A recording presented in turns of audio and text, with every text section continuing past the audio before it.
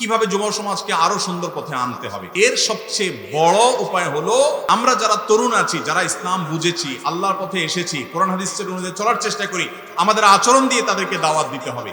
আপনি স্মার্ট হতে হবে, আপনার স্কিলকে ডেভেলপ করতে হবে, আপনি নিজেকে উন্নত করতে হবে, আপনি পরিশ্রমী হইতে হবে, আপনি উদ্যমী হইতে হবে, আপনি ঢিলা ঢালা হইলে হবে না। অনেক যুবক আছে একটু নতুন ইসলামের দিকে এসে নামাজ কালাম পড়া ধরছে, এরপরে সে ঢিলা হয়ে গেছে। ঢিলা বুঝেন? ঢিলা মানে এখন তার দুনিয়ার কাজ কামার ভালো লাগে না, সে শুধু মসজিদে বসে থাকতে ভালো লাগে।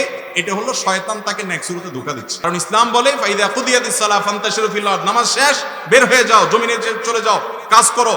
ইন্নাল্লাহা ইউহিব্বু ইযা আমিলা আহাদুকুম আমালান আইয়াতনাহু, যে কাজ করবা আল্লাহ পছন্দ করেন সেটা ভালোভাবে করবা। যুবক ঢিলাঢিলি করে কাজ করে কোনো কাজ করলে আল্লাহ সেটা কি করেন না, পছন্দ করেন না। অনেক যুবক আসে ইসলামের পথে আসলে এরপর তার কাছে আমার ভালো লাগে না, মা বাবা একটা জায়গা পাঠাবে, বাজার পাঠাবে, সে কিছু করতে ভালো লাগে না, তার কাছে আনমনা হয়ে থাকে। এটা শয়তানের ধোঁকা। আপনি ইবাদতের সময় ইবাদত করবেন, দুনিয়ার কাজ যখন করবেন সিরিয়াস মোডে দুনিয়ার কাজ করবেন।